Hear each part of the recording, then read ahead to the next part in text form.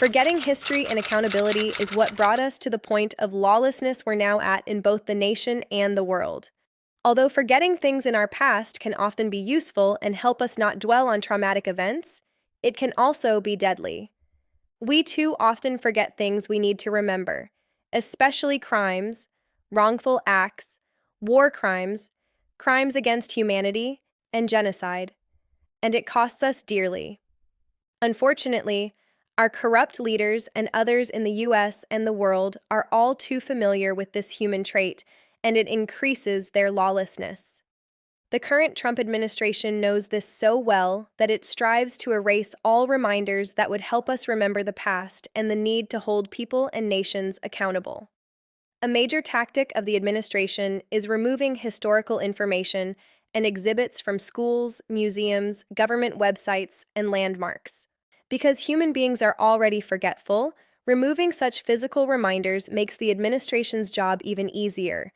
Because we've failed to remember our history and hold people accountable, some people and nations believe they can do whatever they want today, whatever crimes that suit them, because we will simply forget.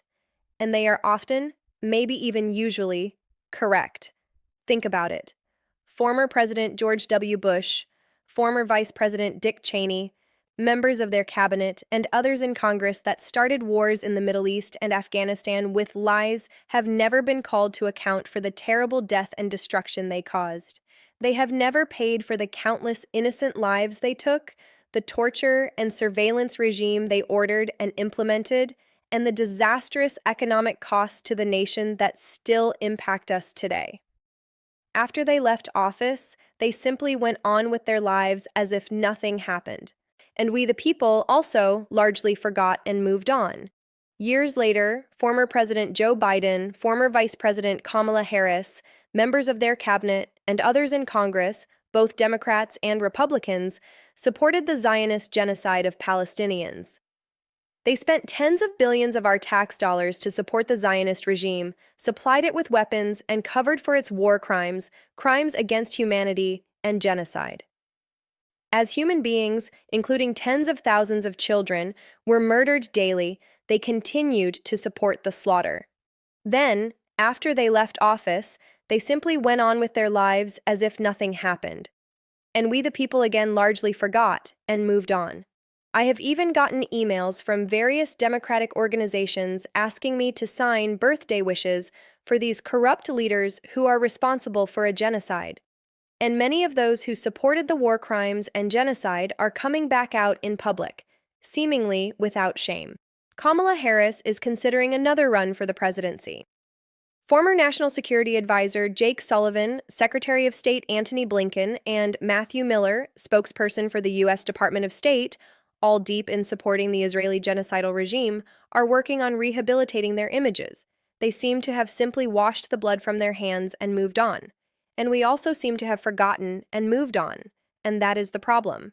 The lack of accountability for these leaders has left other leaders emboldened. As Israeli Zionist Prime Minister Benjamin Netanyahu and his ministers continue bombing, starving, torturing, and murdering civilians in Gaza, Lebanon, Iran, and other places, they know about our forgetful nature. They are not that worried about committing atrocities in Gaza and the West Bank because they know that as much as we protest, we are likely to forget once they've accomplished their war crimes. The current Trump administration has also enabled masked and heavily armed agents from Customs and Border Protection, CBP, and Immigration and Customs Enforcement, ICE, to break our laws, grab people, including citizens, off our streets and out of our schools and courthouses, and kill people with impunity.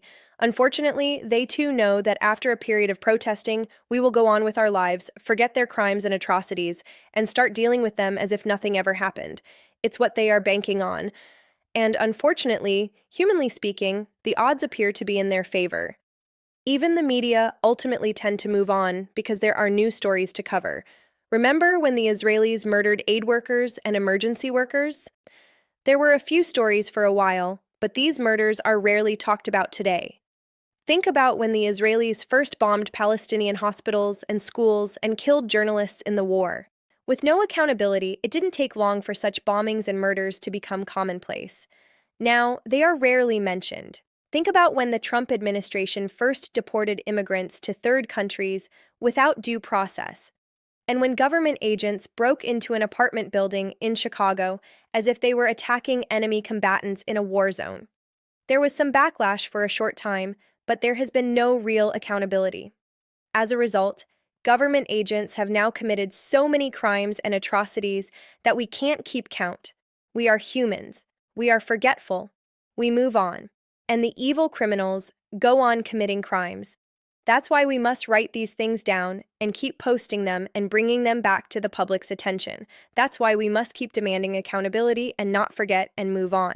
We need more individuals, media, and organizations dedicated to keeping all of these stories alive through YouTube videos, websites, books and articles, songs and art, proclamations, remembrances, marches, boycotts, and court cases.